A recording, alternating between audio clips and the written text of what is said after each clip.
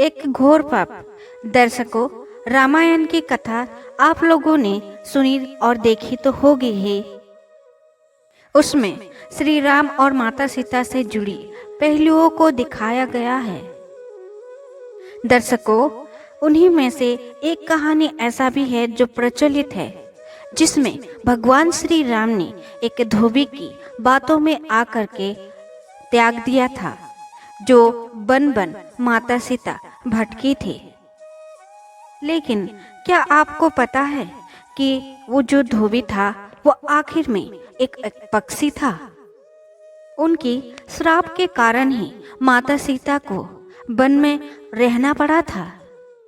जी हाँ, आपने सही सुना, माता सीता को श्राप मिला था।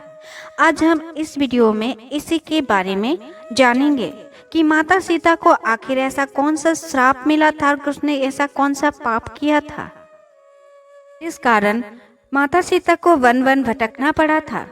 धरती की कोख से जन्मी थी माता सीता, जो जनक की प्रिय पुत्री थी। मिथिला नगरी में जनक राजवंश वास करता था। उन्हीं में से एक राजा शिराध्वज थे। एक बार यज्ञ के लिए वो जमीन जोत रहे थे। उसी समय उन्हें धरती से एक कन्या की प्राप्ति होती है। इस सुंदर कन्या को देख राजा बहुत प्रसन्न होते हैं और उन्होंने उस कन्या को महल ले जाकर अपना पुत्री बनाया और नामकरण किया सीता। एक दिन माता सीता बगीचे में खेल रहे थे। हाँ, उन्हें एक तोते का जोड़ा दिखाई देता है, जो कि बहुत ही खूबसूरत होता है। दोनों पक्षी एक पेड़ के डाल पर बैठकर बातें कर रहे थे कि पृथ्वी पर एक अयोध्या के सुंदर राजा होंगे और उनकी महारानी होगी जानकी। श्री राम प्रभु माता सीता के साथ कई वर्षों तक राज्य करेंगे। धन्य है माता सीता, धन्य है श्री राम। माता सीता ने सुनी श्री राम की कहानी। माता सीता ने इतना ही सुनकर मन ही मन सोचा कि ये दोनों तो मेरी ही कहानी कह रहे हैं। उन्हें पकड़कर मैं अपने जीवन से जुड़ी सारी बातें पूछ सकती हूँ। इसीलिए माता सीता उनकी सहेलियों को कहती है कि जाओ उन पक्षियों को पकड़कर लेकर आओ। उनकी सहेलियां जाती है और पकड़कर पक्षियों को ले आती है। माता सीता उन दोनों पक्षियों से कहती है, देखो डरो नहीं, मैं तुम दोनों को नुकसान नहीं पहुंचाऊंगी। तुम दोनों बस इतना बताओ कि तुम कौन हो और कहां से आई हो, और राम कौन है और सीता कौन है, और तुम्हें उनके बारे में कैसे पता है। किसी जोड़े ने सुनाई श्री राम जन्म की कथा। माता सीता के पूछने पर दोनों पक्षियां बताते हैं कि एक विख्यात महर्षि वाल्मीकि हैं। दोनों उन्हीं के आश्रम में रहते हैं। महर्षि ने एक रामायण नाम का ग्रंथ लिखा है, जिसका पाठ उन्होंने अपने शिष्यों को भी कराया है। उन पक्षियों ने माता सीता को बताया कि महर्षि वाल्मीकि ने उस ग्रंथों में ये भी लिखा है कि महर्षि ऋषि श्रम की पुत्र यष्टि यज्ञ से प्रसन्न होकर भगवान विष्णु, श्री राम, लक्ष्मण, भरत, शत्रुघ्न इन 4 पुत्रों के रूप में शरीर रूप धारण करके पृथ्वी पर जन्म लेंगे। बड़े होकर श्री राम भाई लक्ष्मण के साथ गुरु विश्वामित्र भी रहेंगे और मिथिला नगरी आकर शिव जी की धनुष तोड़कर माता सीता से विवाह भी करेंगे। फिर उस पक्षी ने कहा, हे सुंदरी, ने सब कुछ बता दिया, अब हमें छोड़ दो, हम जाना चाहते हैं। पक्षियों की बातें सुनकर माता सीता को श्री राम प्रभु के बारे में जानने के लिए और भी इच्छा हुई। उन्होंने पक्षियों से पूछा कि श्री राम कौन है और वो कहाँ मिलेंगे, उनके पिता कौन हैं। ऐसे वो मिथिला आकर के जानकी से विवाह करेंगे। नर तोता बोला कि श्री राम का मुख कोमल की तरह सुंदर, नेत्र बड़े बड़े, खिले हुए, नासिका ऊंचाई, पतली भुजाएं घुटनों तक, गला शंख के समान होगा। मैं उनका वर्णन कैसे करूं? जो स्वमुख होगा वो भी नहीं कर पाएगा। दोनों पक्षियां कहती हैं कि धन्य है जानकी देवी जो रघुनाथ जी की पत्नी बनकर कई वर्षों तक राज्य करेंगी। लेकिन तुम कौन हो?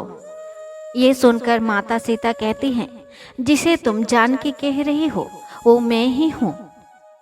माता सीता कहती हैं कि तुम दोनों को मैं तभी छोड़ूंगी जब श्री राम आकर जानकी यानी मेरे साथ विवाह करेंगे।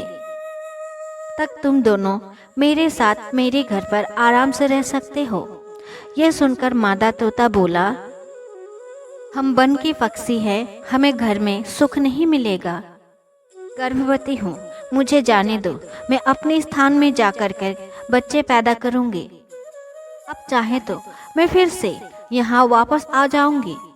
उसके इतने प्रार्थना करने पर भी माता सीता ने उन्हें नहीं छोड़ा।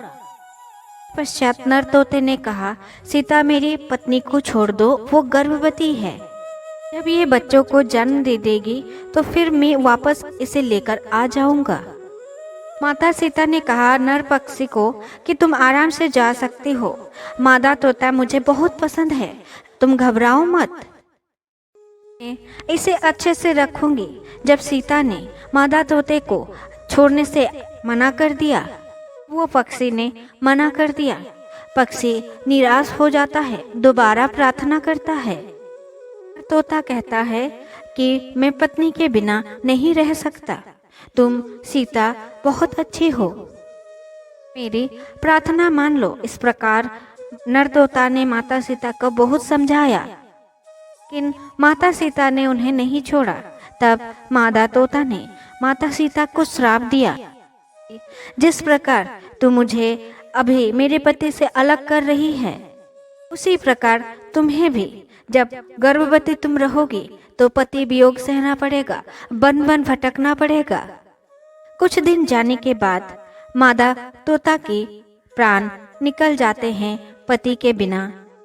पत्नी के गुजर जाने के बाद नर पक्षी बहुत दुखी हो गया। फिर नर तोता ने कहा माता सीता को कि मैं मनुष्य से भरी श्री राम की नगरी में जन्म लूंगा और मेरे ही कारण तुम्हें गर्भावस्था में पति वियोग सहना पड़ेगा। ये कहकर नर पक्षी वहां से उड़ जाता है। कुछ सालों बाद अयोध्या में एक धोबी के घर में उसका जन्म होता है। उन्हीं के कारण श्री राम प्रभु माता सीता के अपमान को न सहकर माता सीता को श्री राम प्रभु वन में लक्ष्मण द्वारा छोड़ आते हैं।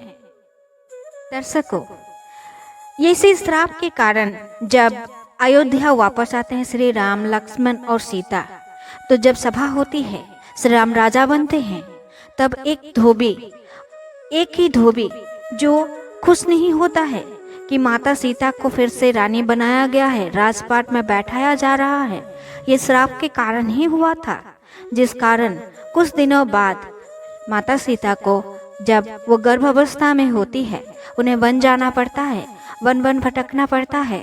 तो आप इससे ये सीख सकते हैं कि कर्मों का फल किसी को नहीं बख्शता है, सभी को मिलना ही होता है। तो अच्छे कर्म करिए। और यह वीडियो आपको कैसी लगी कमेंट में ज़रूर बताइएगा और लाइक करना ना भूलिएगा। अगर नए हैं चैनल पर सब्सक्राइब कर दीजिएगा। आज यहीं तक।